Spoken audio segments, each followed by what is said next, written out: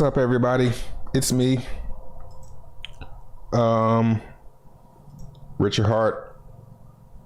Tone Vays went head to head yesterday. It's a pretty epic battle, I hear. We're gonna react to it. Just let me get my stream set up.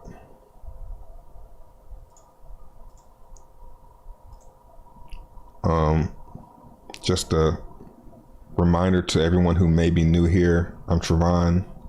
I've been in crypto since 2016, so I'm a lot more knowledgeable than most people. I just feel like I need to say that because a lot of people come in and they say stuff like trying to teach me something. I gotta let them know, man. So let me go ahead and finish getting things set up.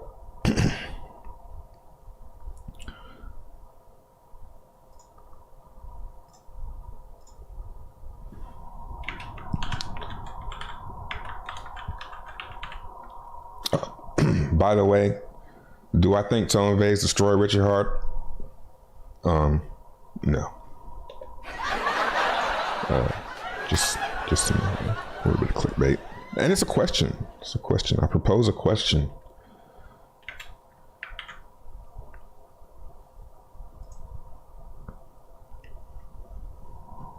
All right.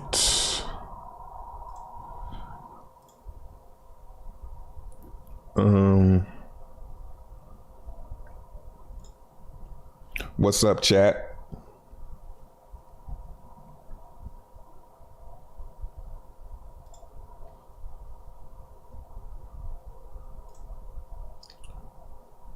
Well, did I change my, yeah, I did. All right. What's up, Crypto Gains Club? Crypto Mets, Franklin, Plan Hex, Hexagon Papa, Crypto World, Todd, Crypto is my retirement, King J. What up, Henry? Got a notification? That's what's up. Andre 369. Y'all seen that portrait? Yeah, it's very dope. Very dope. If it was an NFT, I would have bought it. What up, DB? I mean, depending on the price. Yeah, Twitter Spaces is the new thing, man. I'm feeling really good about Hex, yo. I'm feeling really good about things. It's feeling like right after Hex came out, or right around the time when it was first going, and he was like live streaming every day. New person, shutting them down. You know, I'm feeling good. What up, 7 Silver, stay golden.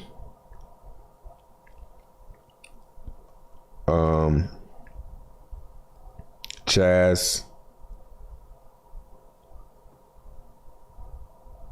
Jimmy Corbett,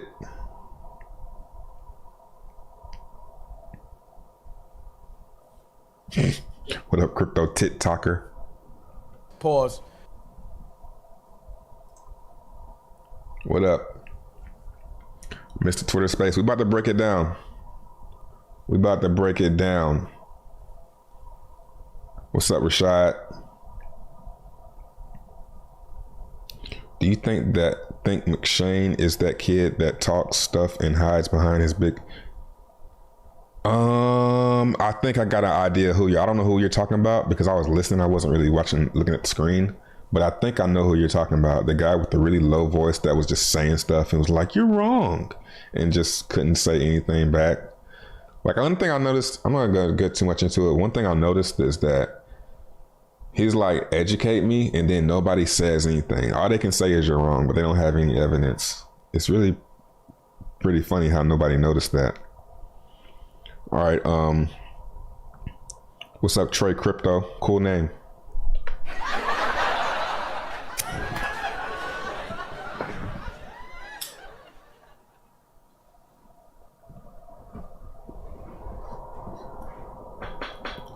What's up, Russ Kino? Trevon, GOAT number 2. I'm GOAT number 1, dude.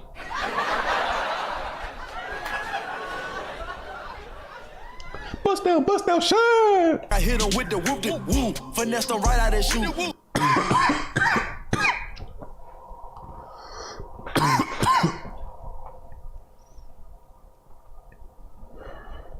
What up, Candace? Joe? Sensational.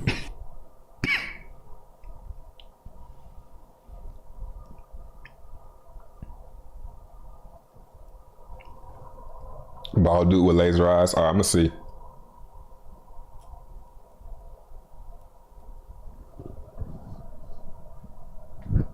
But first, let's look at some charts.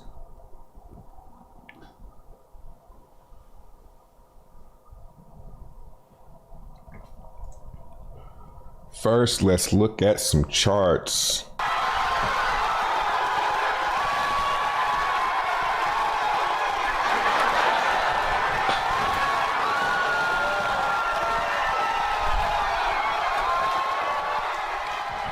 What's up, guys?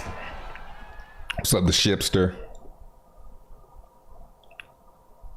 Kikos.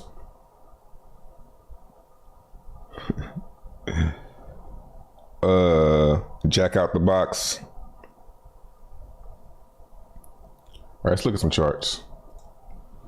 Bitcoin having a good day. That's a good bounce. It's holding up. That's what I said it needed to do. We need to stay up in this area, let the 13 catch up, and it's gonna be looking pretty good for a test of 25, maybe. We'll see how it does the rest of the day. Let's see what the biggest gainers are. Near. Nice. Hex, one of the biggest gainers, up 3.9. Man, this is a weird looking chart. I don't think I've ever seen the moving averages do this. I have to keep double checking this. Like, have they crossed already, or am I tripping? No. The average price for the past 2 weeks and month are the same thing. Pretty much the same thing. It's crazy. 3.9. So it's looking good. Someone actually sent me the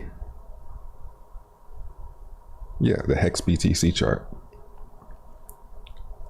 Let's see if we can add this. Okay, BTC chart doesn't look as good. Let's try and add it. So it's on Hit BTC. How is he finding that?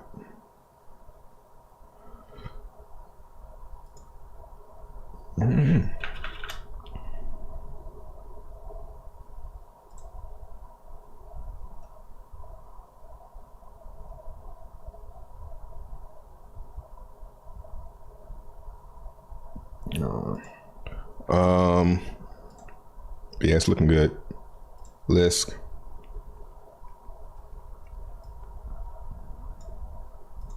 Hex versus ETH. Not looking good there. But, you know, usually that's a bottom, you know.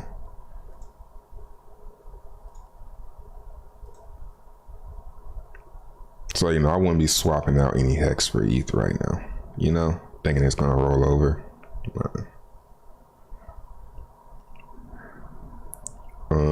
ETH. Yeah, this is a good move up. Is it going to be enough through the weekend? Who knows? Who knows? This is not a prediction channel. I want to make a prediction so bad, but I think if my prediction is a certain way, I'm gonna not say it, because when you're wrong, it's much harder to say it's going up. Now I kind of see why everybody was so bullish and saying Bitcoin's going to 100K, because nobody's gonna really be too mad at you for being wrong, or nobody's gonna laugh at you too hard about being wrong that the price didn't go up, you know. So take that, you know, how you want it. We'll see though. I mean, some of these are looking. Notice how they're just getting a little bit weaker. All right, everybody here? Probably so, huh? What up, Cod Daily?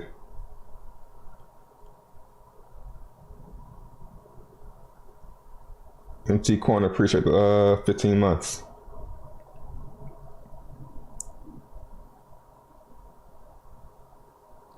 What up, Pez Master Bizzle?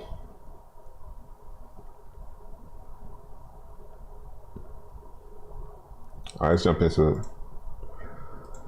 Let's go ahead and listen to this.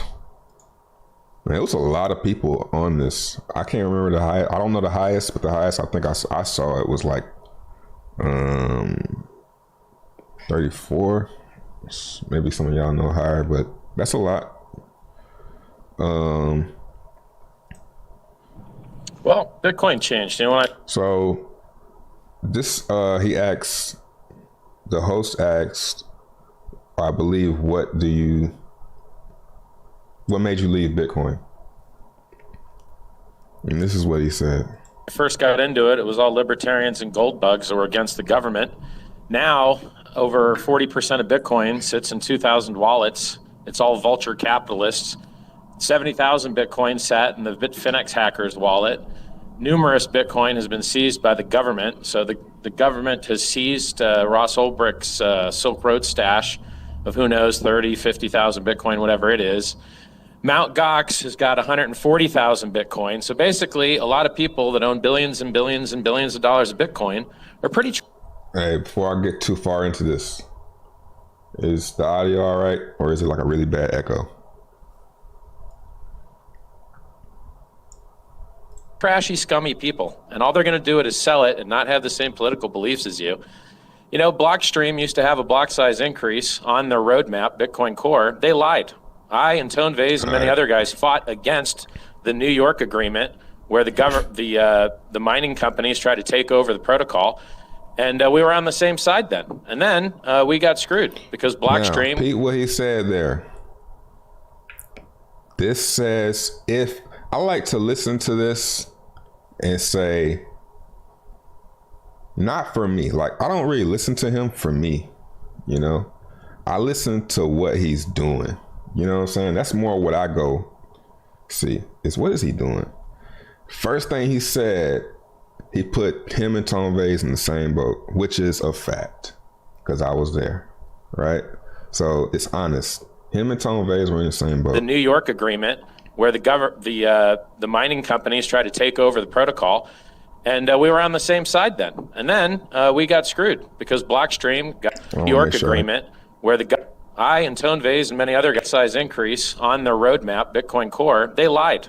I and Tone Vays and many other guys fought against the New York agreement, where the mining companies tried to take over the protocol. And we were on the same side then. And then we got screwed because Blockstream got bought up by AXA Insurance Company, and the founder of, LinkedIn, Ross Reed Hoffman. And what happened? They started launching cloud mining, centralized cloud mining they wanted to sell you. They started launching protocols that compete with Bitcoin, like I don't even remember what they call it, some other network, some other parallel non-Bitcoin network. And so it was just business as usual, centralized scumbags and vulture capitalists taking over. And Bitcoin's roadmap is trash. You want anonymity? Everyone that's tried to be anonymous in Bitcoin's been tracked down and basically killed by the government. So you've got the guys that stole the Finex money. You know why they were sitting on 70,000 Bitcoin still? Because they couldn't get rid of it, because you can't get anonymous enough to get out of it. But if you used Bitcoin, or if you used Ethereum, you could, because you could use Tornado Cash. Guys that hack money in Ethereum actually get to keep their money they stole. But guys that hack money in Bitcoin, they're fucked. They can't get rid of it because I could have swore somebody was gonna come back with, oh, so you're protecting hackers. I could have swore somebody was gonna say that, challenge him on that, but nobody said anything. They just let that shit go. Can't get anonymously rid of fact. the shit. and you can't generate yield with it. So everyone gets altcoins to generate yield, and they get wrecked and stupid rug pulls. Or worse, they give their money to a centralized entity like Celsius or BlockFi or so many other horrible centralized entities that Bitcoin was invented to get rid of. But because the stupid protocol can't generate you any yield, you end up giving your keys to somebody else. And that's how Mt. Gox got their 140,000 coins. And that's how the Finex hacker got their 70,000 coins, because the protocol is such trash. Oh, and by the way, all you guys that promote margin trading, you're helping these centralized entities take keys out.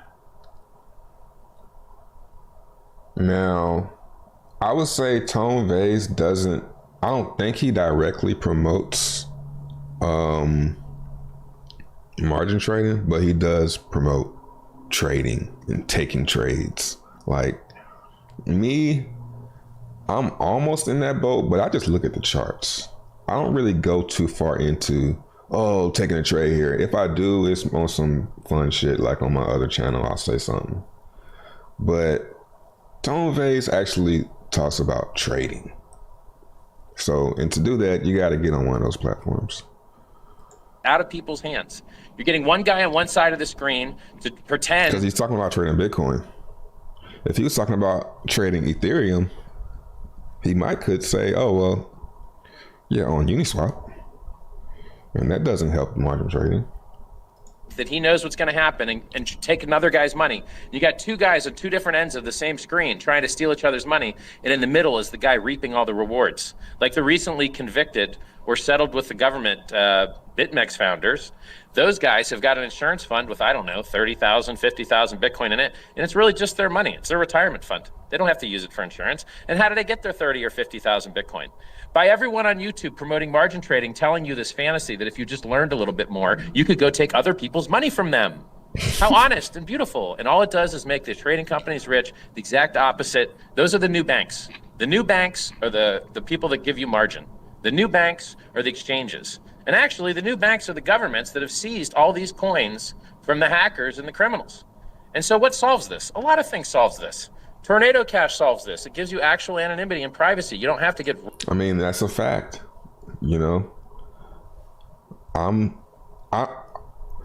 I can't go off of all that other stuff that he was talking about. The people that give you margin. The new banks margin. Or the exchange that's what it does. With, 30. These are all facts. Like, I'm not gonna be able to say everything that's a fact. I'm gonna try and point out how everything. Well, I don't know about everything. That's what I'm saying. Some things I don't know because I'm not knowledgeable. But for the most part, what I hear, it'd be facts. 50,000 Bitcoin in it, and it's really just their money. It's their retirement fund. Because nobody else, and here's why. Nobody ever calls them on this bullshit. Very rarely. See, here's what happens. I notice people calling, like, I try to play both sides. Like, I'm not Richard Hart, like, I am a Richard Hart fan, but I'm not like somebody that's gonna ride or die for him. You know what I'm saying? Because I don't know him. But I've come to know him. So yeah, they don't have to use it for insurance. And how do they get their 30 or 50,000 Bitcoin? By everyone on YouTube promoting margin trading, telling you this fantasy that if you just learned a little bit more, you could go take other people's money from them. How honest and beautiful. And all it does is... It's like, you don't realize that that's what you're doing, but that's really what you're doing. You're taking money from people. Make the trading companies rich, the exact opposite. Those are the new banks. The new banks are the people that give you margin. The new banks are the exchanges. And actually, the new banks are the governments that have seized all these coins from the hackers and the criminals. And so what solves this? A lot of things solves this.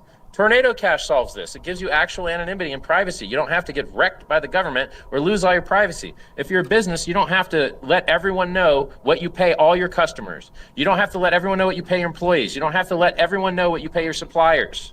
Because you need actual privacy to function in the world, which is why it's a human right. And Bitcoin doesn't offer it. Bitcoin's also at the top of its S-curve. The richest man in the world already bought and dumped on your heads. Governments have already made it legal tender. Insurance companies have already bought it. Everyone already bought it. It's traded in the most liquid exchange in the history of the Chicago Mercantile Exchange. Hundreds of millions of dollars are traded every single day. And guess what? You're late. It's 13 years old. You're not an early adopter, which is why...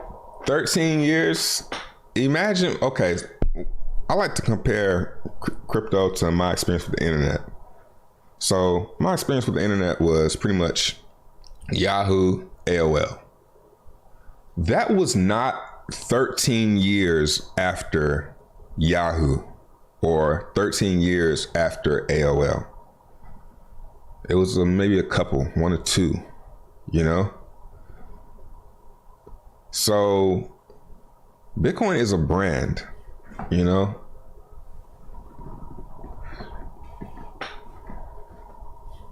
I think Bitcoiners are looking so far into the future that they think that 13 years is, they're looking at it on like some galactal shit, which it could be, but 13 years is a long time to.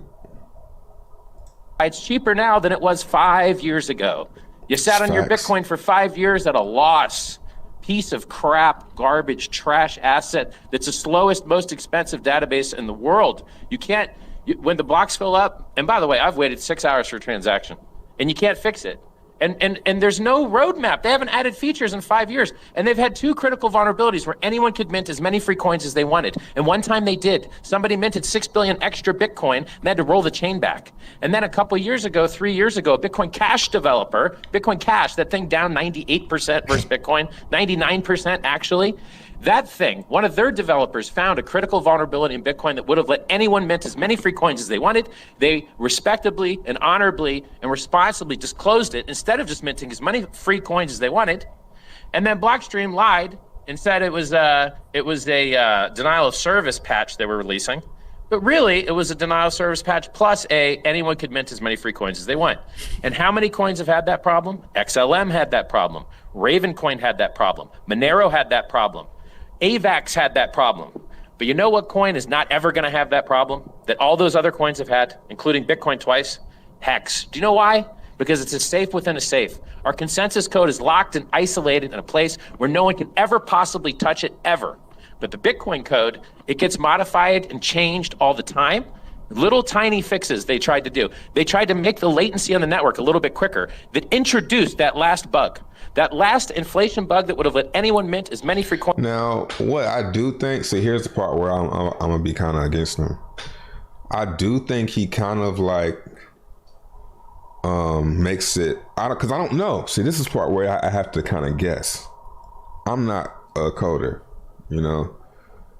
I can only listen to a coder response, and that's where it was interesting. Coins as they wanted was introduced by a Bitcoin developer trying to make the network stack a little better. I think he's a salesman, but he's making it he's making the opposer seem worse than it is. Because it's spaghetti code. And if you try and change one thing or improve one thing, it breaks everything. Because the consensus touches the wallet, touches the network, it's trash, and there's no written spec, which is why you don't get multiple implementations. No one wants to use them because they're not bit for bit bug compatible. So what you've got in Bitcoin is limp, weak gains. It dumps just as hard as everything else. Bitcoin dropped 75%, Ethereum dropped 85%, Hex dropped 95%. And when they go to get up, which one do you think is going to get up the hardest? Bitcoin's too heavy. It's the top of its S curve. If you buy it now, you're getting limp gains with the same drops. It's a risk-on asset. And as long as inflation rates are increasing, Bitcoin price will continue to go down, along with the prices of almost everything else. You know, Hex went up 30x the last time Bitcoin died from 65K when I called the top on the day. And that top call's been in profit all these guys are losers. Could you educate the audience on what they were and how they affect BTC as well? Yeah, sure. So the hardest part of a blockchain is just making sure that no one mints any extra free coins. That's the whole game. Like, the whole reason blockchains are useful is because it's mathematics. So all proof of work, the more proof of waste you have to do to celebrating, like, hey, we turned our machine getting hacked all the time. They never get hacked. The networks that have all these bugs that I'm telling you about were, like Ravencoin, for instance. A hacker minted 10% of the Ravencoin supply at once from an inflation code to take their money, and then they said, million Bitcoin into his wallet, or 10 million Bitcoin, or 100 million Bitcoin. Because basically, they made a mistake when upgrading the network to try and make it faster, to make the networking stack faster. But look, that's deep though. These people, from what I can see, it all says speaker We got one person right here raising his hand. I mean, I don't see Tone Vays raising his hand at all.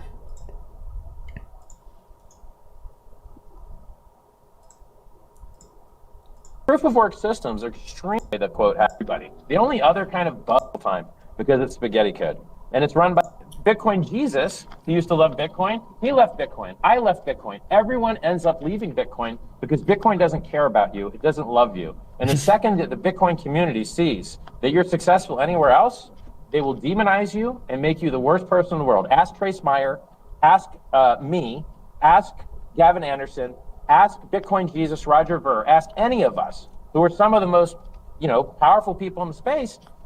We've all abandoned Bitcoin because Bitcoin abandoned us. When Bitcoin.org was hacked and a scam was on the homepage, did Satoshi come and do an emergency live stream to save Bitcoiners? No, but I did because I care more than he does. And when's the last time Satoshi? Like what? What did he say?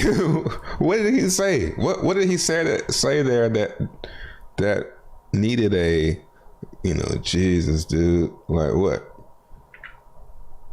Scam was on the homepage.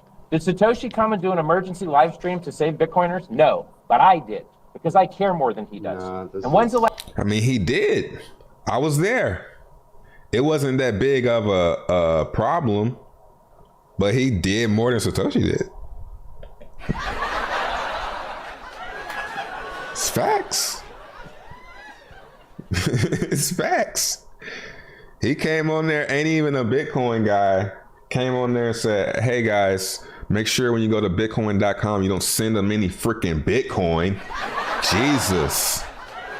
Because it's the Bitcoin site. Luckily, nobody's stupid enough to go for that shit, but damn. Like, people could have lost their whole shit. And nobody, they shit was hacked. That's uptime. You kind of making it easy for him. When's the last time Satoshi gave you free coins? I give you free coins. He doesn't. Satoshi's dead or a coward. Vitalik's on stage every day. Where's Satoshi? This is.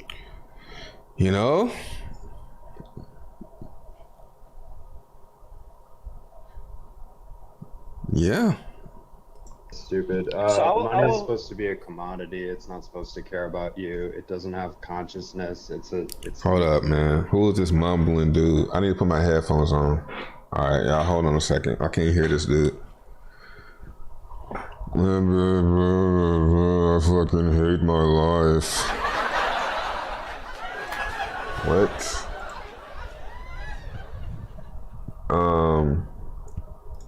Y'all let me know if that messes up the sound at all. Hopefully it doesn't. An unconscious commodity. It's not supposed to be biased. It doesn't have. Oh yeah, that's stupid shit. Oh my goodness. Commodity. It's not supposed to be biased. It's supposed to be neutral money. That is the precise problem. Trying to sound smart. That is why Bitcoin is better than X. It's unbiased, neutral money. Look who's talking. It's funny. I thought all like so X is up 250X versus Bitcoin right now. 250. But not on a Twitter space. So Shane McShane, I'll let you speak. Thanks for joining as well. Tone, you've been waiting patiently. I see Munib as well with his hand up, and Wendy, and I'll let you guys speak in a bit, and Bullish as well. So Tone, you've been very respectful muting your mic, so I appreciate you being here. So, do you want to give the audience first, introduce the audience, Richard, you and Richard, you go way back, so just to touch on that, because a lot of people don't know that, and then address the points made by Richard, especially. Hey, y'all brace for the laugh button. Hey, Mario, honestly, I really don't mind Wendy and Munib going in front of me if they're going to be quick. If I can get a couple of these Bitcoiners to come into my DMs and give me some answers to some of Richard Hart's questions, so I can buy some time here. But I want to get everyone's response to everything he said, because I don't know. I'm just going to talk. I just know Bitcoiners. I'm just really, really into the Bitcoin guys. But then when I finally get a chance to talk, I expect Richard to stay on mute the way I did. Otherwise, this makes no sense. And this debate is going to be very fun. Yeah, stay on mute so he can't rebuttal something. He's going to try and break down. I'm telling you, that's what he did, yo. It had to be what he did, yo. Because you would already have plenty of points. You'd be ready to respond to that. Frustrating because 80% of what Richard said is like a lie. do I address the inaccuracies of his argument, or do I address the assuming that Richard is right? Basically, yo, he's asking out loud to the Bitcoiners that's listening. Like, hey, what should I do? Should I talk about this first, or should I talk about that first? And then everybody DM, talk about this is what and he gonna go get the answers from them motherfuckers. Bullshit. Do I address it that like he's wrong on I don't even know how to debate something when half the things he says are just factually wrong? Like, do I debate the facts or do I debate the concept? I have absolutely no idea. So let me think about that as I let Wendy and Munib say something. So Ton, I'll let you prepare your argument. And yeah, Richard will mute. Ton's dialing a friend right now. He's calling all his homies. Exactly, yo. Okay, so exactly. I'll let Wendy, Munib go first, and then Wendy, if you want to put your hand up again, if you want to speak, because your hand is down now. But Munib, I'll give you the mic, and then Bullish, and then McShane, if you want to also speak before we give the mic to Ton. I have to leave, so I just wanted to tell everybody I love and respect you all, and I hope that everybody can have a nice, respectful, or actually a nice, decent conversation, because decency is the bare minimum, and that's all. So just, again, you guys do what works for you. Be respectful to each other, and everybody's entitled to their opinion, and I'm learning a lot from both Tone and Mr. Richard Hart. And that's all, and I'll be live streaming if you all want to hop over to my channel. But anyway, sending everybody love and light, and let's see. Richard just talked uninterrupted, and now Tone wants to also talk uninterrupted, and you think it's bullshit. How retarded are you? So no, that's not quite, man. Richard just talked uninterrupted. That's not what he's saying. Basically, I'm saying he chose to let them go. He could have went ahead on in. But he wants to let somebody else talk. If we having a debate, why are other people jumping in and talking?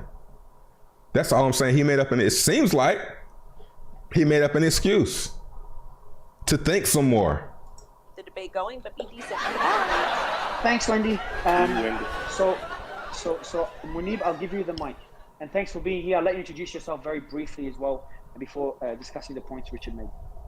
Sure. I think very quick intro for people who don't know who I am.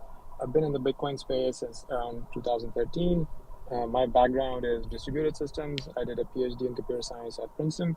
And my quick comments, I actually don't even know what the debate was going to be about, but I would plus one Tone that I think there were so many different types of inconsistencies and weird kind of like, I wouldn't call them lies, but basically just misrepresentation. What in that spiel about Bitcoin, what did he lie about? Or what did he misrepresent? Margin trading? He only talked about like 3 things, just rambled on about so many. He talked about margin trading, the Bitcoin bugs, and in 13 years, like there were really not really anything that he said. I can remember in that first 10 minutes that was like, not the truth. He might have bent one thing to make it look weaker, but they were facts though. And that's what I keep saying. He might make it seem worse than what it is, but hey, shouldn't have fucked up, you know? Things that I don't even know where to begin, right? Like I'll just pick like one small thing. So it's like they're mad they're getting bullied, but they're like, trying to be something. Like, for example, there seems to be an argument here. It's like they're a basketball team. Everybody thinks they're the best, but for some reason they keep getting beat. And they're like, well, I think they're trying to justify getting beat. Proof of work currencies are somehow worse at the inflation type of bug. There's basically no correlation there, right? Like these types of bugs, all of these different blockchains are basically software, they're code. Any type of code can have bugs, and if anything, if there's open source code that has been out there running in public for more than a decade, then a lot of hackers have actually tried hacking it. A lot of people have actually tried breaking it. So if anything, Bitcoin has a much lower probability of having bugs than anything else. But absolutely, there's no correlation. Yeah, but it happened. You see what I'm saying? Like, they talking about it now. All he's saying is it happened. Yeah, it might be hard, but it already happened. What you mean it's hard to do? It happened. And the person called it out. Instead of using it for themselves.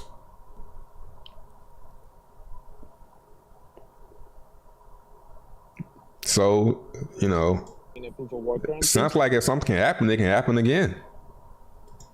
And the software used to implement it with bugs, like that's just not how the software works. Reality doesn't agree with you. Just Google critical vulnerabilities Bitcoin. It's really that simple. The facts are on my side.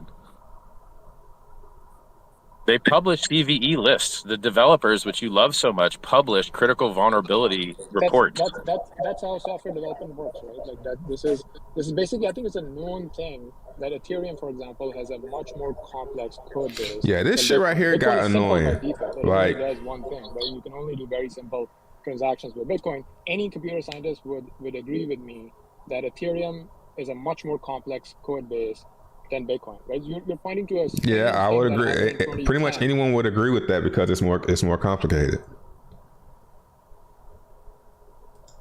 That was very responsibly handled to make... So let's see how he responds. Really there to confuse people who don't know computer science that well, and most of... Bro, are you crazy? 2019 is not 2010. 3 years ago is not 2010, is it, buddy? I don't think you know what you're talking about. I'm talking about the 2010 bug that you keep referring to, right? And I care less about that one. I care much less about that one than the very recent one that was done by the same guys that are still currently working on the software. Blue Matt, the guy that introduced that bug, is still working on the Bitcoin software. You're just fantasizing. I listed you a bunch of proof of work coins that have had software inflation bugs. Now you list me the proof of stake ones. Go ahead. Yeah, because you don't know anything. Hey, did he say anything? He gave him a chance to respond with some coins or some times where inflation bugs happen in proof of stake coins. He couldn't name one. Silence, crickets. Nobody's talking about that.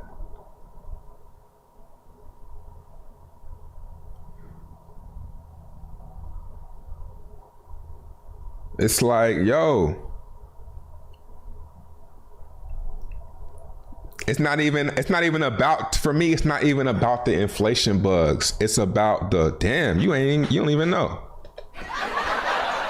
That's more what it's about to me. So how can I listen to this dude?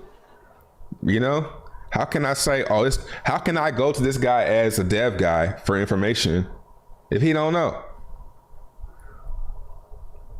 Most of these small projects, nobody even care about it enough to actually go and exploit these bugs, right? Like you're making a claim that... Bro, I don't know any, but you should know some coins, and I can be the judge off of how popular it was. You know? Like, they're supposed to be the gladiators of the space, you know, the ones who got the information, who, you know. People listening to them for that. So if you don't know, you need to put the mic down. At the software level, basically makes no sense. No engineer would agree with you. So you don't have a problem with anyone minting as many free Bitcoin as they want. That's cool with you. No one is saying that. Right? And okay, so you support the bug bounty program at Bitcoin then. Listen, I'm speaking right now, so maybe you can let other people. You wanted to get that shit out. Speak. What I'm saying right now is the Bitcoin code base is actually very simple because Bitcoin is a simple protocol. It has been there for 10 plus years. It has the most number of eyes on it. The most number of hackers have actually tried breaking it because it is by far the largest asset class out there. So people can make the most amount of money if they can break Bitcoin. If people have... Munib, how many months does it take to onboard a new developer? I'm not done speaking. When you were talking, people were quiet, right? So you can do this. Yeah, I mean, that's fair. That's fair. He let everybody else let him talk. So when he's talking, let him talk. Same. I asked you a question to get you to talk. Quit being so sensitive. That is true. Hold on. Hold on. I think I remember experiencing. I was like, oh shit, damn, did he? Take to onboard a new developer. If they can break Bitcoin, if people have. Munib, how many months does it take to onboard a new developer? Yeah. I'm not done speaking. Yeah, he's talking about something else. You can't just randomly ask him something else about what he was. I'd be a good moderator for one of these. So you can do the same. I asked you a question to get you to talk. Quit being so sensitive. I'm not done speaking, right? So when I'm done, please, you can ask your question after that.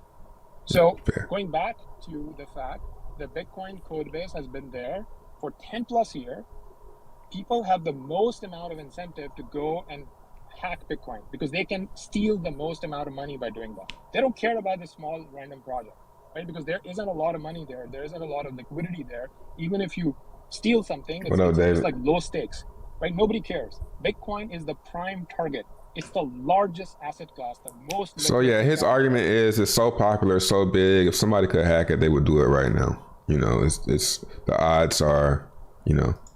And it has been there for more than a decade, right? Hackers have tried, other people have tried, and it is by far the most stable thing out there. So just coming here and making an argument that because it's proof of work, somehow you can create inflation bugs at the code level. As a computer scientist, no engineer would ever agree with you that there's any correlation. Buddy, the people that introduced the bug were on the Bitcoin core dev team. They weren't hackers. Second, how many months does it take? Can I mention specifically about that bug? Okay, Richard is blowing that. Okay, I got somebody to tell me something. Somebody DM'd me. I got the answer to this one. People that introduced the bug were on the Bitcoin core dev team. They weren't hackers. Second, how many months does it take? Can I mention specifically about that bug? Okay, Richard is blowing that. Okay, look, as Munib said, every piece of code can have a bug. Everything gets a bug. How did that bug get introduced into Bitcoin? A while ago, I think it was Matt Corallo, who, in review of the code, they decided that this certain piece of code was not needed in the Bitcoin protocol. A little later, there was an update to the code. No problem. A little later, there was an update to that update that needed a dependency on what was added prior. No problem. After that, there was another addition to the code that added that now needed those two dependencies. Now, maybe Tone Vays is that diehard of a Bitcoiner. Maybe he knows the story of the inflation bug. Maybe.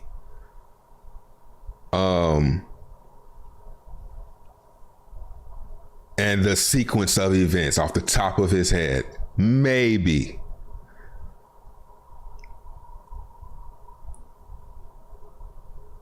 You hear my headphones?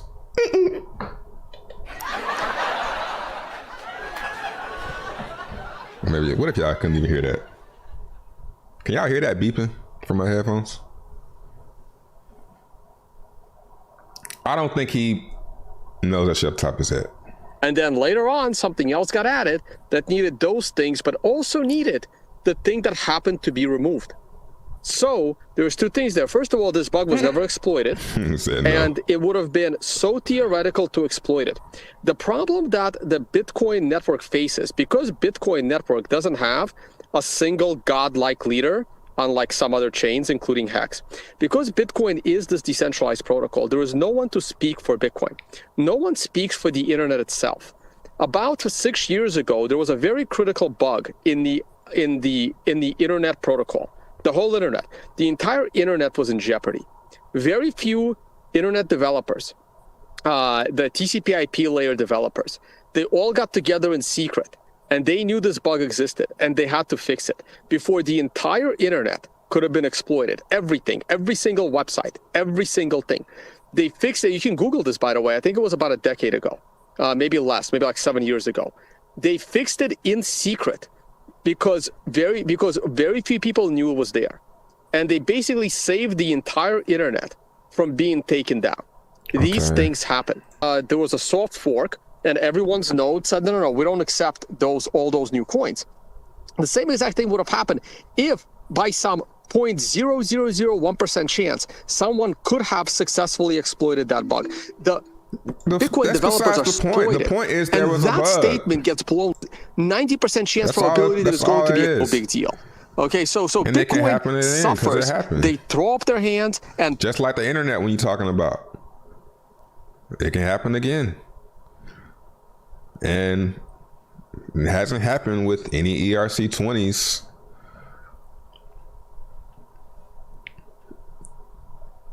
You know? Or Ethereum. Print their own money. This is continuing to happen all the time. And that's why these people lose all respect from the Bitcoin community. Well, look, man, I think something like 3% of all Bitcoin holders claimed their free hex, literally provably on chain. Second, regarding miners rolling back the hack transaction, all you have to do is cut the miners in on the fraud. So if you give the miners 5 or 10%, you get to keep all of it. They're not going to roll it back on you. Third, I think it's funny that guys that have had 2 mint as many as you want bugs and a long list of other critical vulnerabilities, I might add, whereas Ethereum has had none. And like, you have no anonymity in Bitcoin, you have anonymity in Ethereum. You have slow transactions in Bitcoin, you have fast transactions in Ethereum. You have NFTs. And no, he's not. Like, what? Those are facts. You'll never do a Bitcoin transfer faster than an Ethereum one. Or maybe I just haven't done one in a while. I mean, I think I'm pretty sure I've done a Bitcoin transaction lately. Ethereum has had none. And like, you have no anonymity in Bitcoin, you have anonymity in Ethereum. You have slow transactions in Bitcoin, you have fast transactions in Ethereum. You have NFTs, and it's like low anonymity with Bitcoin. That is a fact. It's not an opinion. You got it on Ethereum. That is a fact. And then you're just wrong. You're just wrong. They're not true. No, tell me. Educate me. I'm listening. Fucking crickets!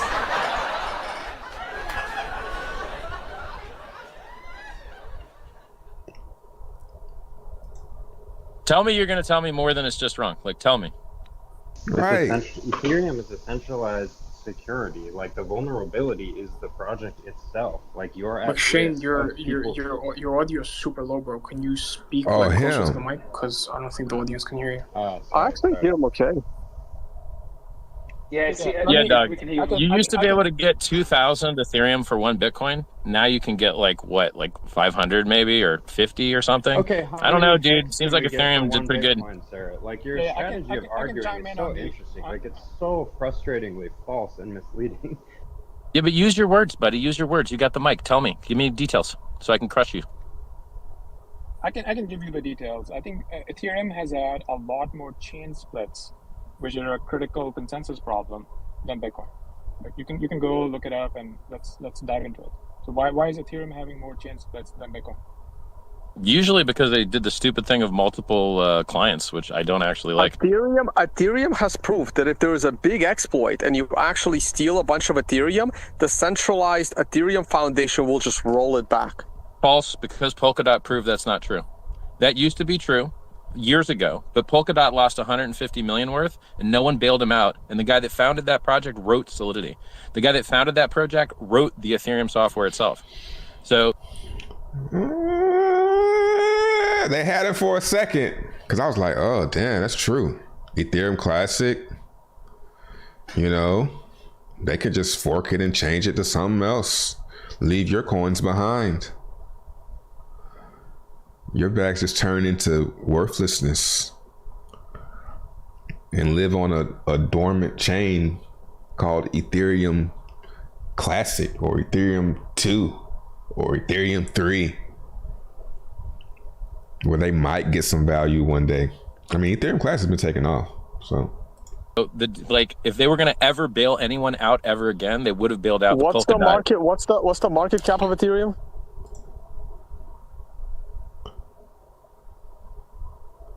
So yeah, he's playing the same game they're playing. It could happen, but it's not likely.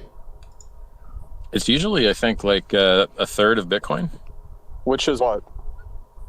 Well, I mean, I don't know, 250 billion maybe? Right. So what's 150 million? It's nothing. Nothing.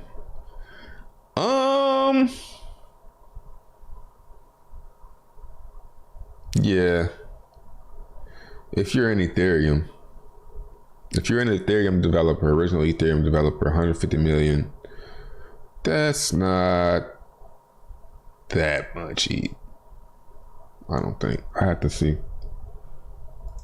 Well, I mean, I don't know, man. The guy founded it, right? He's an insider. It'd be easy to just do the same thing they did last time, but I don't think they're going to do it. He was an insider, but then he quit to print his own money, like every other insider of Ethereum except Vitalik.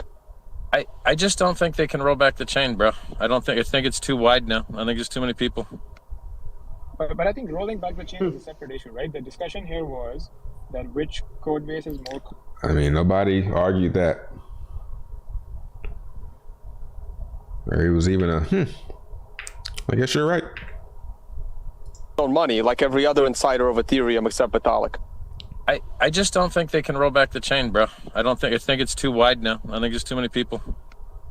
But I think rolling back the chain is a separate issue, right? The discussion here was that which code base is more complex and can have more you're bugs. totally wrong about that. It takes 9 months to on-ramp a new Bitcoin Core developer as per the Bitcoin Core guys themselves, which means it's extremely complex code, and you just don't know what you're talking about.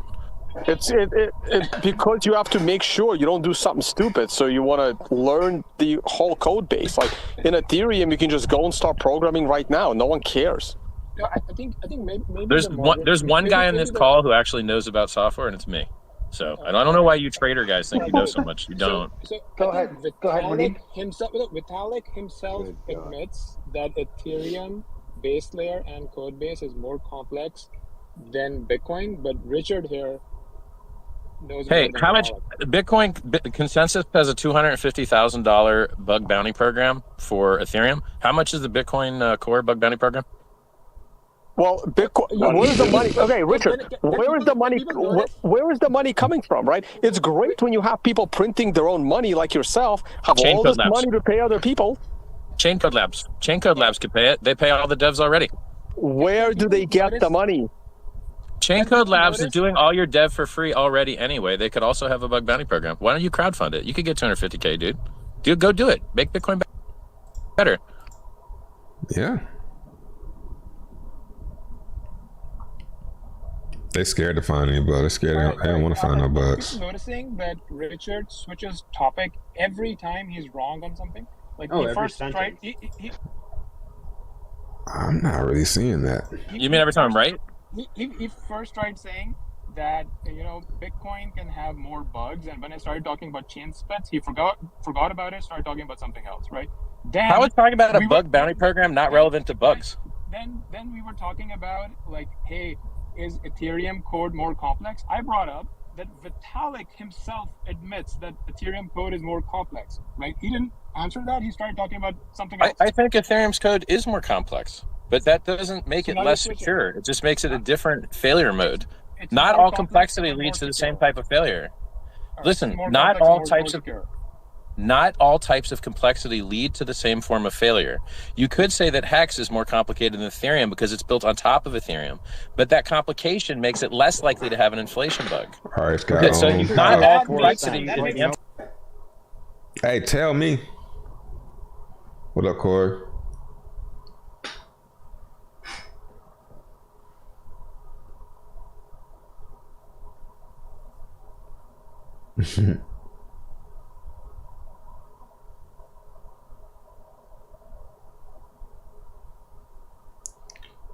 Is Hex Travon's P3D? I have no idea what you mean by that. I know what P3D is, but I don't know how it's similar. Doesn't have any fees. How can that be a true statement?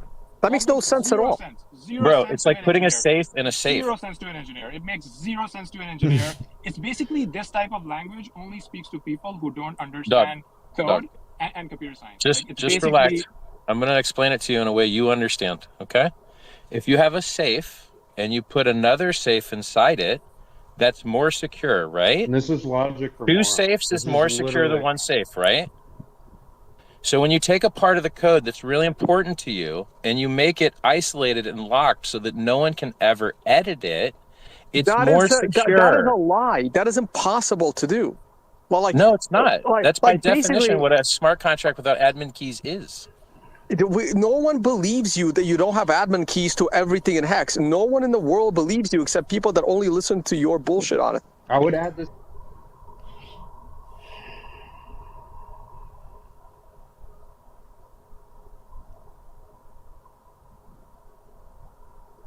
I mean, it's no way to really know, you know?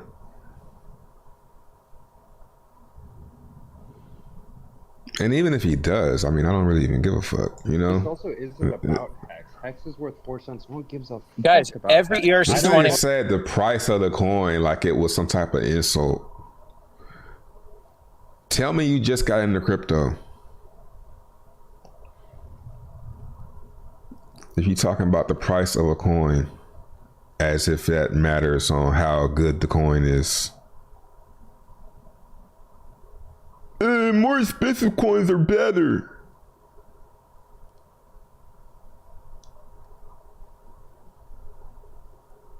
without admin keys has the same security property. It has nothing to do with He just ignored that nigga, yo. It just happens to be that if you take your consensus code and lock it in a smart contract and it doesn't have admin keys, then it is more secure than Ethereum itself from an inflation bug perspective, and it is more secure than Bitcoin itself from an inflation bug perspective, because both Bitcoin and Ethereum do not have their consensus code for counting how many coins exist locked and isolated, which, by the way, is why it's so hard to actually figure out what the Ethereum supply is. You have to run yeah, because he can't prove that level 3, because he can't prove, he could just, what can he say? No, I don't, because what? Well, how can he prove that? I burned him up on a piece of paper. You didn't film yourself doing it, or whatever. There's no way to really prove it that he doesn't know, even if he memorized the shit. Bitcoin, which is secure through decentralization, something that Hex and Ethereum both lack. That decentralization secures you from 51% attacks. It does not secure you from bugs, which is the majority of the consensus failures in proof of work networks. They're bugs, which is why if you cared about security, you would have a bug bounty program and pay auditors, like I pay auditors. I've spent more money on auditors for my code than Bitcoin spent for their code. That's because you're printing money. Yeah, you've also robbed more people. By the way, we do this every weekday, so hit the subscribe button. Yeah, don't hit it. You gotta be violent. Just bring it up front, put it on my desk. 250x versus Bitcoin from January 5th of 2020. SMD, please. And that's after a fucking huge dip. This isn't about Hex. This debate is not about Hex. We're not here. I don't care about Hex, but you guys need to understand computer security. Dude said he don't care about Hex.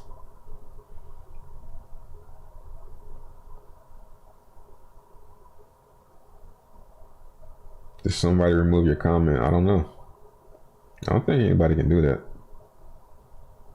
Unless you say something that automatically gets hidden.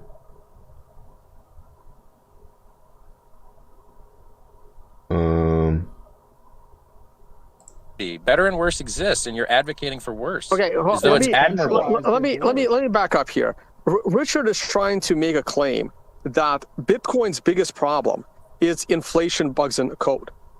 For me, this is not a concern at all, because if there is one of these bugs that is exploited, which is very unlikely, my node would reject those coins. And this is why it's important to run your own node, something you can't actually do on Ethereum or any. But who the fuck is doing that though? Like, come on, man. Anybody running no fucking Bitcoin? There's like 10 of y'all doing that shit. Anything built on top of Ethereum. So it's a lot of nodes, but still. Like, if Richard's code has an inflation bug, which he claims it can't, but Munib, the computer science PhD, and myself, who have a background in computer science, I have a financial engineering degree, and I did code on Wall Street, we're saying that he can still have an inflation bug. That's a computer science debate. But if he was to have some kind of a code failure, there are no nodes to reject it, he runs the only node. So he can either roll back the chain, or there's anybody can do about it. So either his system is actually decentralized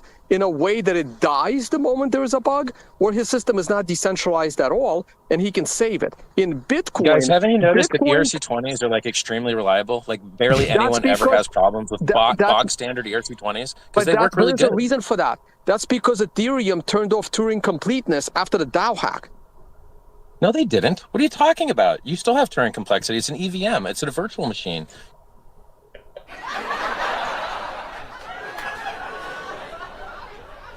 I don't know, but I'm going to go with Richard since ain't nobody correct him. You know what I'm saying? You can do add, subtract, divide, multiply. Especially this guy. You can do whatever you want. Congratulations. You can do 5th grade math. No, but you can do options. You can do time deposits. You can do peer-to-peer trading with no middlemen, which Bitcoin can't. You can do stable coins. You can do algorithmic stable coins. Bitcoin can run a node, which is the only thing that matters in a blockchain, is whether you can run a node. I can reject coins from an inflation bug.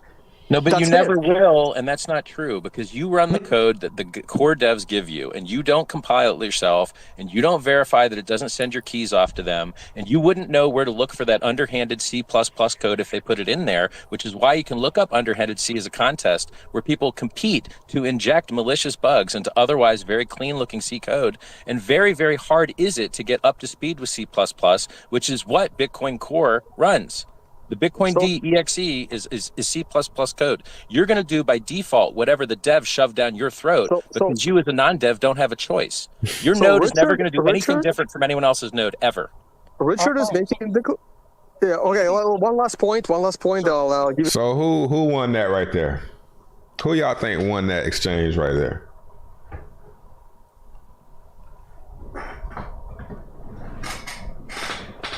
Tone or Richard?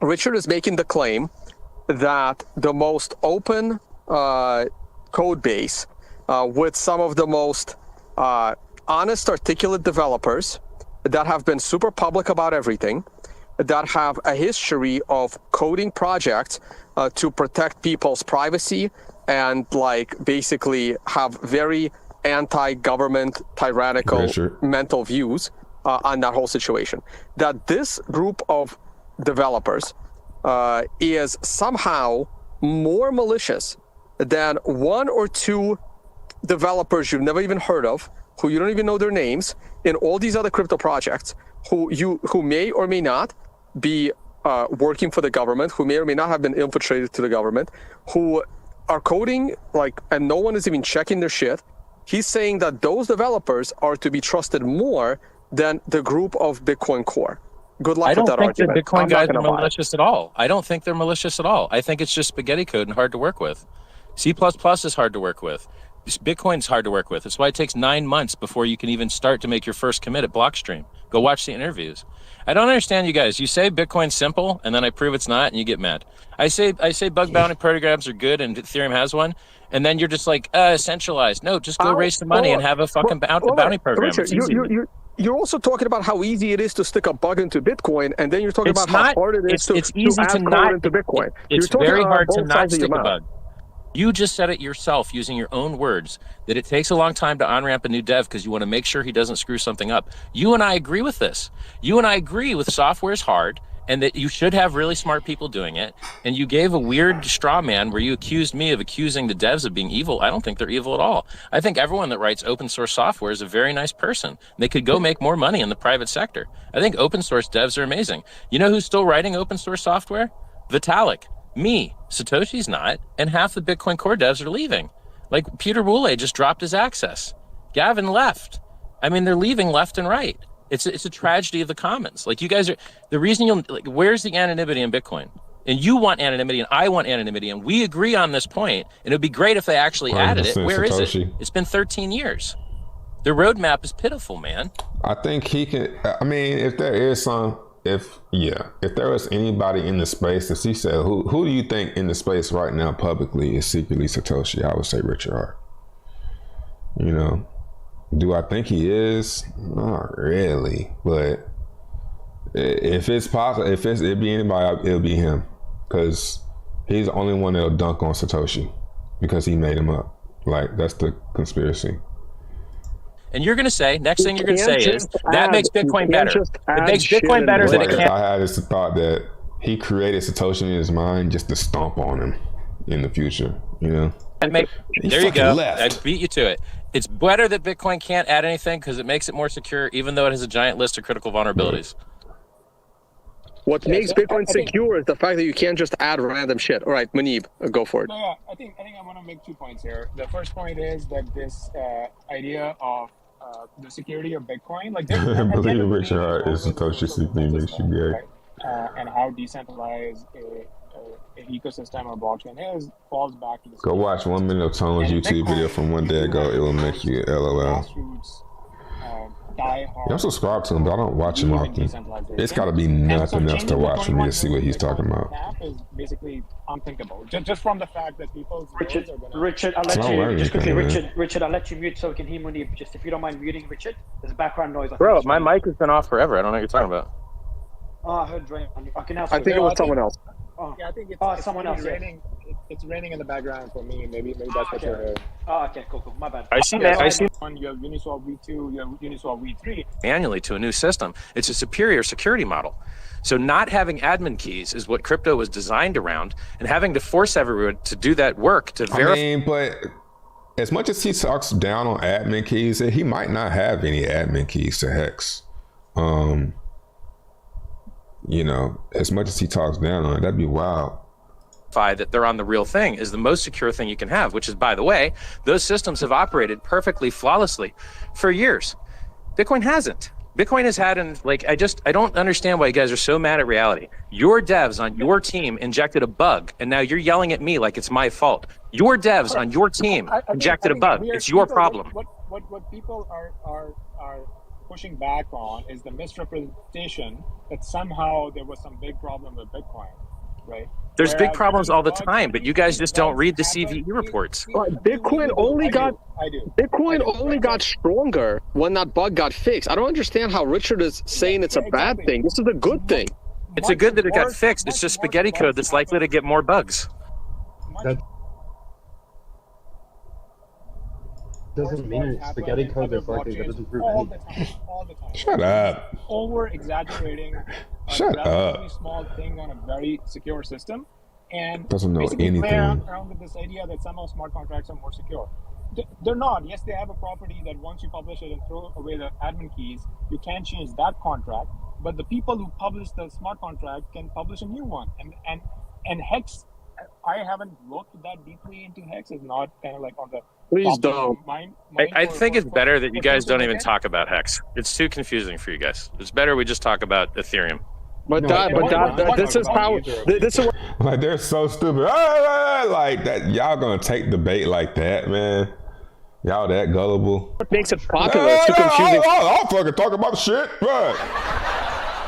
I do know. Idiots. And Hex, I haven't looked that deeply into Hex. It's not kind of like on the. Please don't. Right. So, what are you gonna even say? You ain't. None of y'all have looked into Hex. I think it's better that you guys don't even talk about Hex. It's too confusing for you guys. It's better we just talk about Ethereum. This is how. This is what makes it popular. It's too confusing for anyone. It's okay. Bullshit. It's literally Hex is just Bitcoin with proof of work change. It's bullshit. Ain't look not one time at the shit, yo. They're not. Scared of you like it. Once you publish it and throw away the admin keys, you can't change that contract. But the people who publish the smart contract can publish a new one. And Hex, I haven't looked that deeply into Hex. It's not kind of like on the. Please don't. I think it's better that you guys don't even talk about Hex. It's too confusing for you guys. It's better we just talk about Ethereum. But this is how this is what makes it popular. It's too confusing for anyone. It's bullshit. It's literally Hex is just Bitcoin with proof of work change. We use ETH miners and we inflate to get people to lock their coins instead of blow up the environment with SHA-256. Thanks for the promo. That's all it is. It's not hard. Oh my god, this sounds like some girls that's like.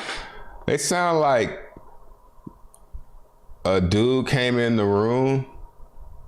All the girls secretly love him. But they like, oh my god, here he come. At least this dude right here.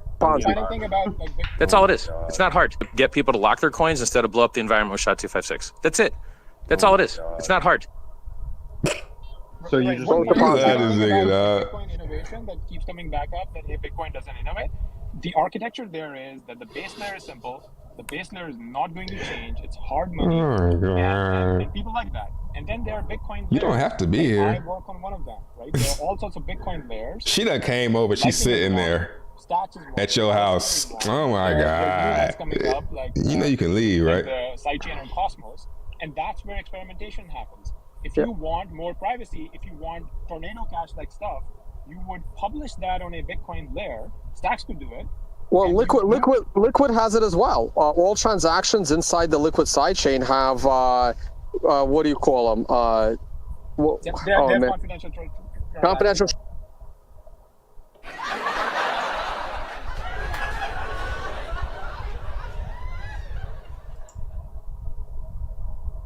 SK is one. There are new ones coming up, like the sidechain on Cosmos, and that's where experimentation happens. If you want more privacy, if you want tornado cash-like stuff, you would publish that on a Bitcoin layer. Stacks could do it. Well, Liquid has it as well. All transactions inside the Liquid sidechain have what do you call them? They're confidential. Confidential transactions. Thank you. He told you. Do you run a Liquid node, Tom? Shut up. I don't at the moment because I travel too much, but I plan to when I take some time off. And don't you have to pay someone for a hardware security module to run a Liquid node? Yes, Liquid is federated, but Stacks is not. Stacks is permissionless. I don't need to run a Liquid node. I can choose to if I want to. I would rather run Bitcoin than a Liquid node, truthfully. Well, they're confidential transactions coming up, like the sidechain on Cosmos, and that's where experimentation happens. If you want more privacy, if you want tornado cash-like stuff, you would publish that on a Bitcoin layer. Stacks could do it. Well, Liquid has it as well. Yeah, he said Stacks. This all transactions inside the Liquid sidechain have what do you call them? It's just blindly confidential transactions. Thank you. Hey, do you run a Liquid node, Tom? I don't at the moment because I travel too much, but I plan to when I take some time off. And don't you have to pay someone for a hardware security module to run a Liquid node? Yes, Liquid is federated, but Stacks is not. Stacks is permissionless. I don't need to run a Liquid node. I can choose to if I want. You said you plan to, nigga.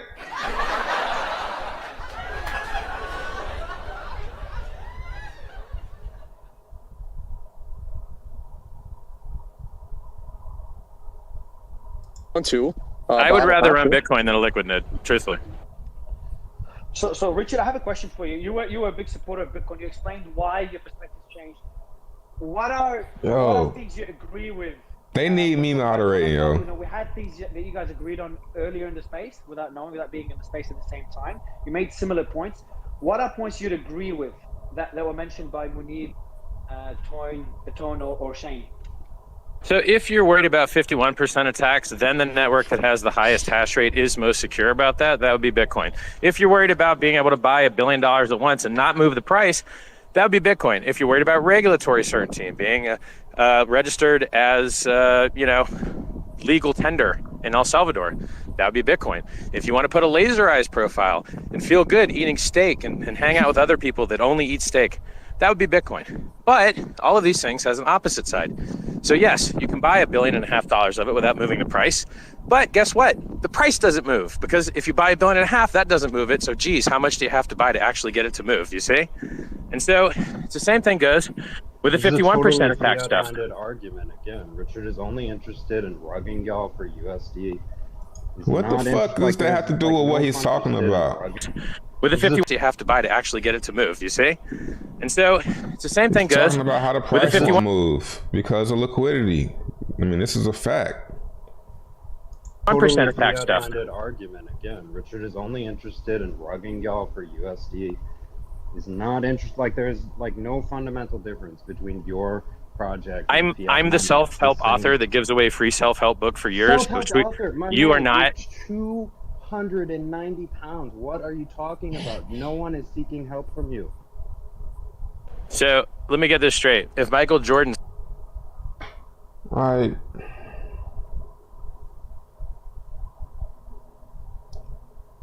I feel you.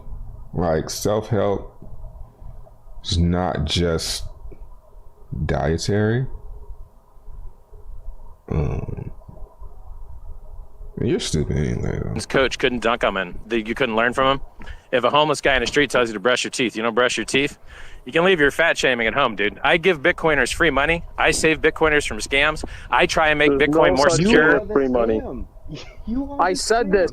I literally said this to Alex Mashinsky's face in 2019. You cannot give everyone 7% interest. You're running a pop. So Richard Hart says he gives people free money.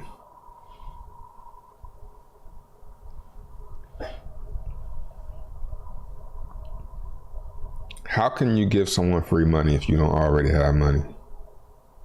You can only give away free money if it's your money. Ponzi scheme. And there's no difference here. There's Bitcoin no miners make it. Bitcoin miners make that. Where's the Ponzi? It's Bitcoin miners mint air out of thin. I've minted Bitcoin. They don't. They burn electricity. There's a difference. No, it's worse. It's a huge negative externality. But for some reason, you like enriching hardware companies and electric companies. It's silly. They murder the Bitcoin price to buy pollution. Instead, you could just not murder the Bitcoin price and not buy the pollution. And as long as you still have a functioning consensus network, everybody's happy. The only time... That's big as long as... No, but as soon... I invented the term just-in-time security. I invented the term just-in-time security, which means when the government starts kicking down doors and making problems for everyone, you do a proof of work change. If the government started doing SHA-256 mining right now, how would Bitcoin protect itself? With a proof of work change. If the government started knocking down Ethereum miners' doors and making them change transactions, how would you fix that? With a proof of work change. So it's all social consensus anyway. If the government broke down your door and threw you in prison for 20 years, how would Hex perform? It would perform well. I mean, okay, let's do that in theory. People think I have 85% of the supply. So if I go to jail forever, I don't know. Maybe that's like Satoshi going to be dead, right? So the origin address has never sold a coin, never. But the Ethereum founder sold coins. And to tell you the truth, I don't know where Satoshi's kids may have put his coins, and I don't know who he had kids with. And I don't know how good his operational endpoint security was. Never sold coins. You're gonna pretend really you haven't dumped on your PEX. No, he dumped all the Ethereum that people paid on day one to get his coins. No comment, Tone. Yep. What about? I got a lot of really cool stuff. I'm selling something for it, ain't I? What about the one active and all of these OGs? Who do you think Satoshi is? I mean, it doesn't, like, I think Satoshi's an English-speaking, rather works at a college kind of guy. Based on his spelling analysis, he puts 2 spaces after his periods, which means he's one of the last guys to learn on typewriter, so he's probably about my age or older. I'm 42. He spelled a lot of stuff with SE instead of ZE, which is an English thing. And if you do timing analysis on the times and when he posted and how quickly he responded to other people, you can't respond quickly to other people when you're asleep. So you can actually tell when a guy's awake because he can't queue messages to try and beat the timing analysis. So I think he's an English person on the UK time zone, probably based on the way his code looks, rather noob. You know, he wasn't used to working in a dev team. He's kind of doing it on his own. So I want to bring up, we've got a lot of members. So we mentioned Hex. James, I'll give you the mic. I've got a question for the panelists. But James, I know you were waiting to speak, so I'll give you the mic. And what about James, if coins start moving? Like, all of this, Bitcoin's price and everything that's happening right now, like in the value of $1 trillion is all reliant on the coins not moving. what happens if the coins move, and what about that vulnerability? Like, I feel That's like not every true, man. Bitcoiner just ignores that. Nah, it's not true. We have a number for that called days destroyed. We measure the length of time that a coin has remained dormant. And so if you look on bitinfocharts.com, you just search Bitcoin rich list, you can actually see a chart of how long coins have been sitting there. And, you know, some large amount of coins, which, by the way, is funny, market cap's supposed to be circulating supply. Circulating supply means moving. Bitcoin's founders, million coins, are sitting there counting as circulating supply, even though they've never moved. It's a scam. So actually, Bitcoin's market cap is about 5% lower than publicly advertised because everyone's a scammer. But that doesn't matter. Why does that matter if Bitcoin's market cap is 5% lower or greater? It fluctuates quite a bit. Why not just measure it accurately? Why not just measure the coins that have moved that are actually circulating? Why not? Or publish both numbers. I don't mind. Again, there's no CEO of Bitcoin, Richard. This is a coin market cap ranking site thing. This doesn't have to do with actual Bitcoin. Go talk to them. Well, like, it's a complaint for Coin Market Cap, the website. We've already got a lawsuit against them. I don't think they want to talk to me. So excellent. These are facts. And by we, I mean Mexicans, not me personally. So I want to bring up, we've got a lot of audience members, Richard, that have come from your community as well. Oh, can I go back up? Sorry. Are you suing Coin Market Cap? Is it because they're not listing hacks? Like why are you guys suing them? Well, bro. You fucking little Billy goat. Look at him fucking laugh. Can't wait to stir up some drama. Can I go back up? Sorry. Are you suing Coin Market Cap? Is it because they're not listing hacks? Like why are you guys suing them? Well, basically, like, malicious tort is when you make problems for someone else's ability to fulfill their contract, and it's actionable. And when you lie, like, he don't even know anything. You don't know that? You didn't know that?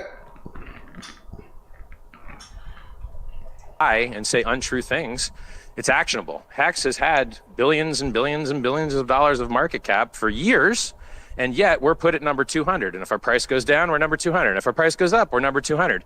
But on the first page, they list things that go to zero, like yams and Luna and all types of other disgusting trash. Let's be clear, Hex is pretty damn fucking close to zero. It's 4 cents.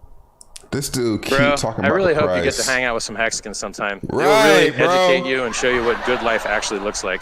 We're driving Lamborghinis, Ferraris, Bentleys, yachts, jets. We're winning the game. Period. No. I heard this from Listen to him, yo. No, I don't want to hang out with you guys. But I do kind of want to. And show you what good life actually looks like. We're driving Lamborghinis, Ferraris, Bentleys, yachts, jets. We're winning the game. Period. No. I heard this from OneCoin. The guy with less Bitcoin than me is laughing at me right now. I think that's really funny. Hey, I mined full block solo, no pool, in 50 BTC rewards in 2011. How about you, buddy? How much BTC you got, Well, Doc? Richard, you're not going to win a debate with a Bitcoiner showing them how richer you are. I really don't care how rich you are. I don't have a Lambo. I don't want a Lambo. It's not why I'm here. Clearly, this is why you're here. You didn't make enough money in Bitcoin, so you have to start printing your own. Tone, I retired in 2003 with 150 million. Like, oh, Jesus. Dude, you guys need to go to richardhart.com and learn about who I am. I was a god before Bitcoin was invented. I was retired in 2003. Bitcoin was invented in 2009. Did he just say I was a god before Bitcoin was invented? That's right. Correct. And still god. Fat god. Why he said that shit like he just told you he was an elf? Like, I sure am. I've been one for about 1,000 years now.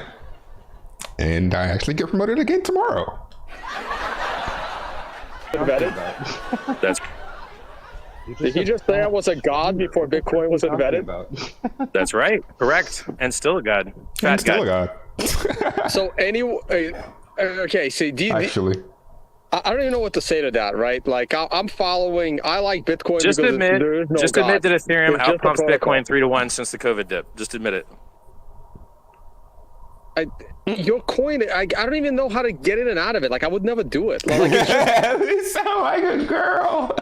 I don't even know what we even do. What would we go there for? Why would we go to your house? What did we even do? Yo. just made up coin. I don't even. Have a dip. Just admit it.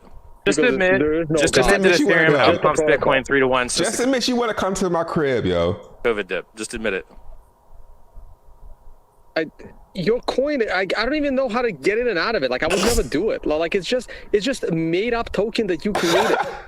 It's not interesting. I told you Hex is too confusing for you guys. Just talk about Ethereum. It's easier.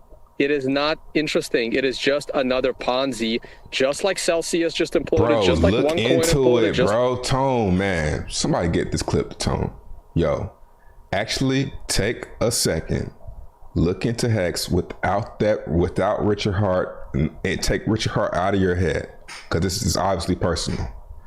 Take Richard Hart out of your head and do a deep dive on Hex and have the perspective of, what if it is legit? What if you are sleeping on that Bitcoin opportunity? Just look at it from that perspective and really think about it, because it's not simple. The T-shares, and get into all of that. Shouldn't be allowed to try and dismantle Hex if you don't understand what a T-share is. If you understand what a T-share is, then I'll listen to you. If you could tell me how T-shares work and then talk about how Hex doesn't make sense, I'll listen. It's like BitConnect. And you know what's funny? We're older than nothing like BitConnect, bro. It's nothing like BitConnect. Really, nigga? How is it anything like BitConnect? Those things. And yet our chart is up 250x versus Bitcoin. Crazy how that works, huh? It doesn't matter how much you're up. The question is this sustainable? And it's not, because it's just a Ponzi. Dude, it's just Bitcoin with less negative externalities. We don't have to pay miners to dump the price all the time. We just pay a little bit of fees. People average lock up 7 years. What do you think happens to some people buy and lock up 7 years? What do you think happens to it? The price goes up. It's obvious. Oh yeah, it's been going down. Yes, you have lots of gimmicks. You're just explaining a better made Ponzi. Hey, you know what? It's not better. Like, the Ponzi is not better. Let me ask you, why isn't Bitcoin a Ponzi, real quick? To be fair, Tone, why I isn't didn't Bitcoin a mean Ponzi? better as in it's a better investment. I just meant that by locking it up for 7 years, he can hide the fact that it's a Ponzi for longer. Why isn't Bitcoin a Ponzi? Where's its base demand? Where are people using it as a currency? Sure, this was explained in a post by Luke Jewer, another one of those Bitcoin. You mean the guy that keeps begging online that can't pay his bills, broke Luke Jr.? The guy that is like. Yep. So yeah, if this dude is a coder, such a great coder, he should be able to get him some jobs coding. That's the first thing I thought. If I'm a coder, I'm not gonna be broke. Somebody gonna be hiring me if I'm a good coder. Like, come on now. That's the one of the smartest computer engineers alive. He must not be, man. He must not be. And yes, he's not very wealthy, and yes, he needs donations, and he's still one of the smartest computer science people. Yo, he wants the block size man? to be 200 kilobits, not 1 megabyte, right? You know that, right? He has very good arguments for that, by the way. And whenever Luke Jr. says anything, people listen. Yeah, I listen, and everyone else laughs, including the core devs who are on my side on this one, that Luke is crazy. Well, yeah, lots of geniuses are crazy, and he's one of those, right? And core devs aren't laughing at this. It's seriously being discussed. It's not going to happen. I don't think it's going to happen, but he has good points on that. So in 2013, he explained why Litecoin is just a Ponzi and Bitcoin is not. And the answer was very simple. The reason why Bitcoin is not a Ponzi is because Bitcoin actually innovated something. Right, come on, man. That's the reason it's not a Ponzi. So, I mean, you could say that for the original Ponzi scheme. You could say, well, the original Ponzi scheme wasn't a Ponzi because it was an innovative scheme. Well, yeah, that was innovative. It was the first one. The first time anybody did some shit like that. But they termed it after the person who did it the first time. So just because something's innovative doesn't mean that makes it not a Ponzi. That's the dumbest shit ever. No reason that no one. Because it innovated, it created, it solved the Byzantine generals problem. It solved the double spend problem basically. And now you have unconfiscatable, censorship resistant, digital transfer. And it's capped at 21 million. This innovation. So you say unconfiscatable all the time, and the government confiscates it and sells it all the time. Why do you keep lying like that, man? Yeah, why do you keep just bad key management? Yeah. Oh, exactly. There is no reason. You keep on saying that shit, but it's actually is confiscatable. But you keep on saying that. What else you just saying that don't make sense anymore? Yeah, 100%. But they confiscatable all the time, and the government confiscates it and sells it all the time. Why do you keep lying like that, man? But that's just bad key management. He tries to make a joke out of it because he can't really tell the truth. Yeah, 100%. But they confiscate it all the time, and you run a show called Unconfiscatable. It's a scam. It's a lie. Key management. It's bad key management. It's just Dog, bad then key call management. then rename your conference Good Key Management because you're scamming. The protocol itself, if you properly secure it, is unconfiscatable. Always said that.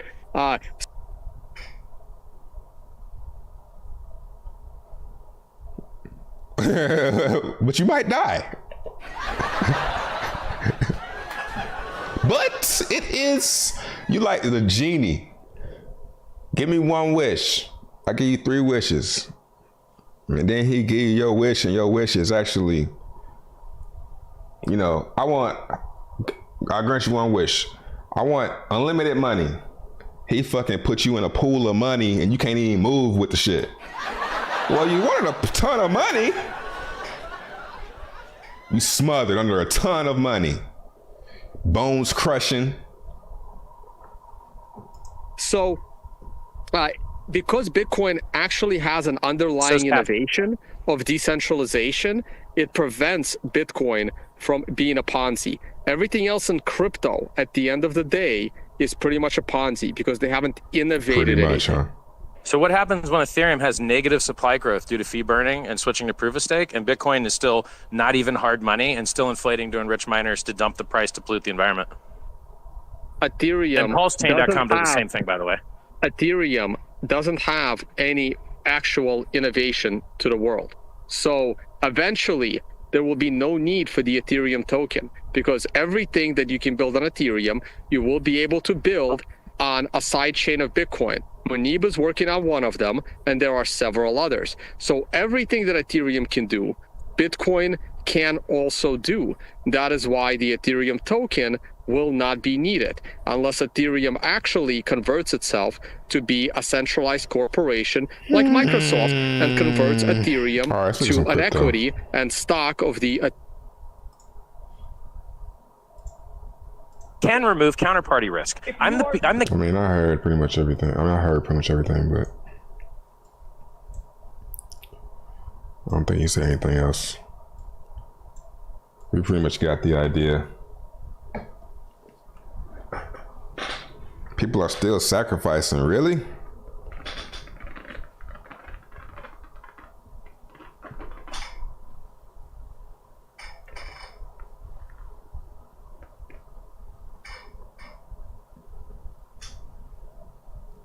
Colt and revolt on the tear.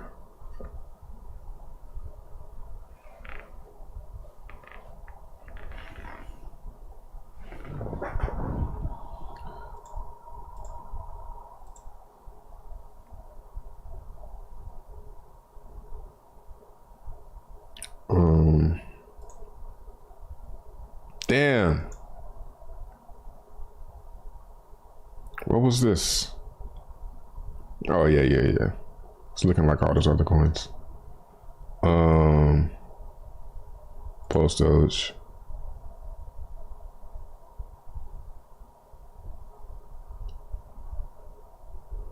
They're trying to keep it up there.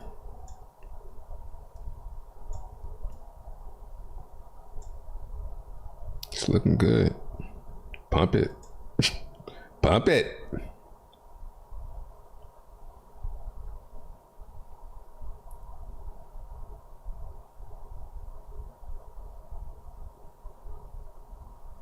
Matic.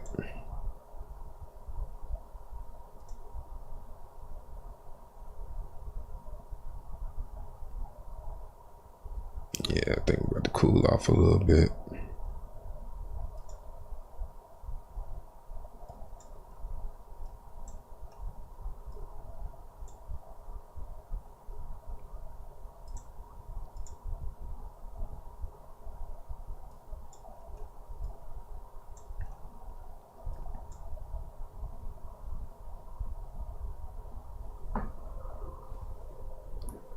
Tone won? I don't think Tone won at all. Barnbridge, I seen that.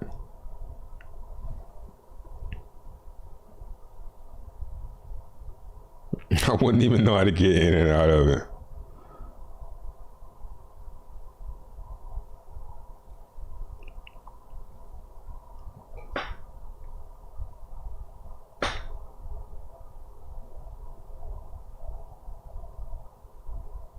Yeah, man, I would recommend. I mean, I'm saying I recommend, but I would tell my family, you know, ETH and Hex.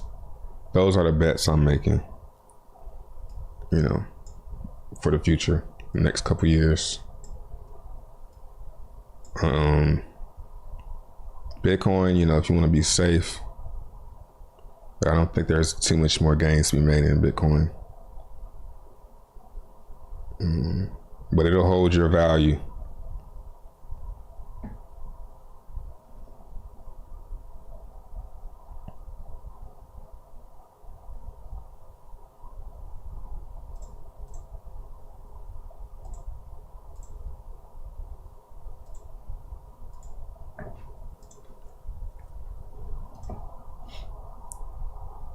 Ape.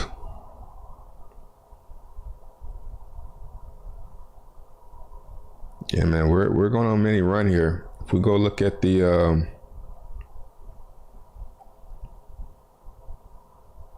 this altcoin season, yeah, as long as we're not up here, I think it's time to like get into alts. Well, maybe not right now, but you know, this run that we're in.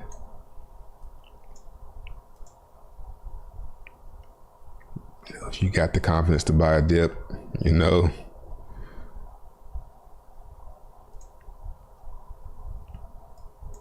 If we break this, trend right here, and alts dip,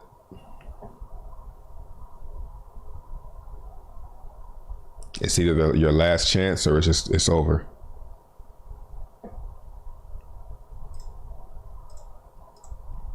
So if Bitcoin dips down into this 22, alts roll over with it, you know, maybe I'm gonna say what I'm gonna do is I'm gonna probably buy some alts. I've been saying that a long time, but I'm thinking if I get another chance down here at these levels, I'm gonna get some just in case we go for a run, so I can feel good about it. I think that McShane guy won.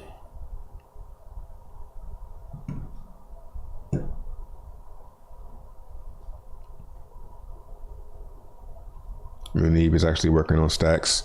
I checked this out the other day. It's like, hold on. It's about this.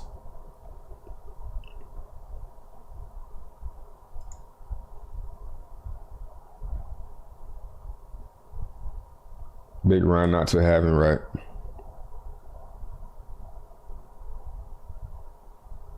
So yeah, I wouldn't chase anything, but we could be going for a run. You don't want to be chasing at the top when everybody's saying, oh no, we're skipping that part of the run, and you FOMO in at the top. Yeah, I think I browsed through this and I couldn't really find anything.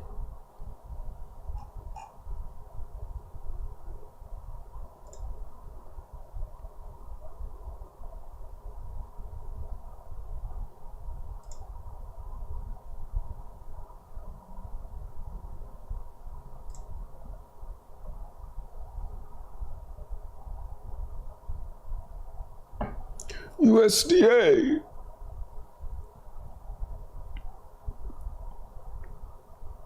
World's first complete DEX on the Bitcoin network. Let's check it out.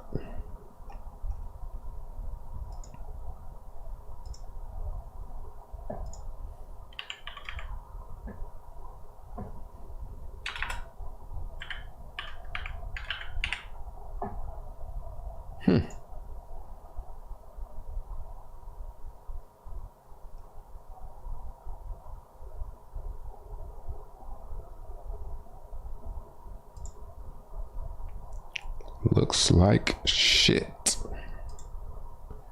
Where's the Bitcoin at?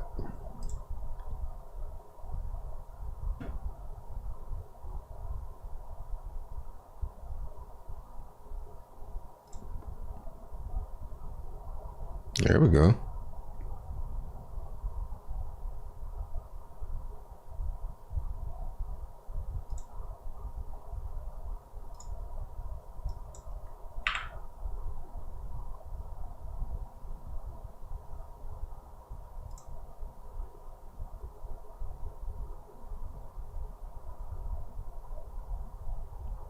But is this real Bitcoin though?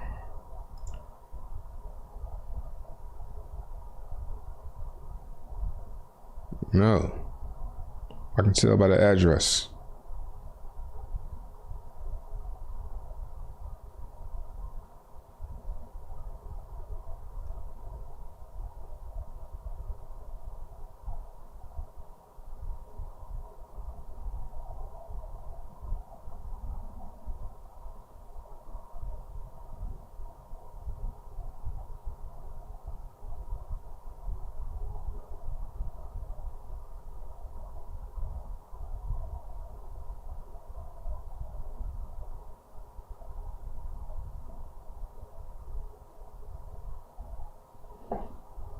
What do you think about Colt's manifesto? Let's read that shit. I'm tired of you asking me and I'm saying I haven't read it.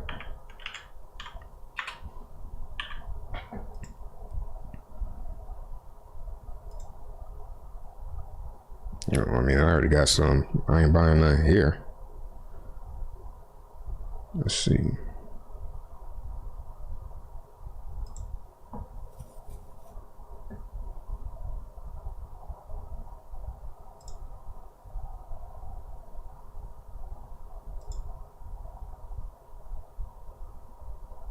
How many pages is this shit?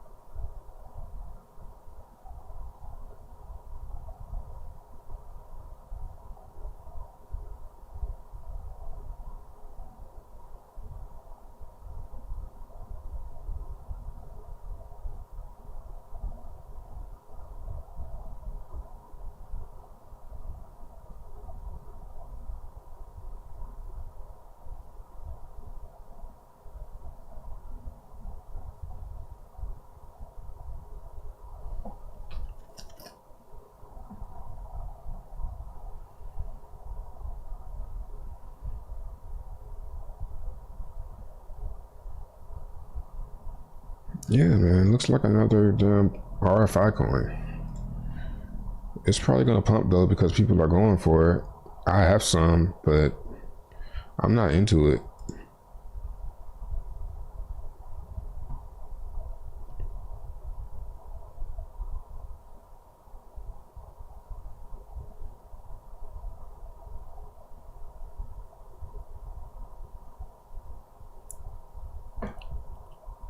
All right, I'm out. Talk to you guys on Monday. Hit the like button on the way out. Subscribe if you're new.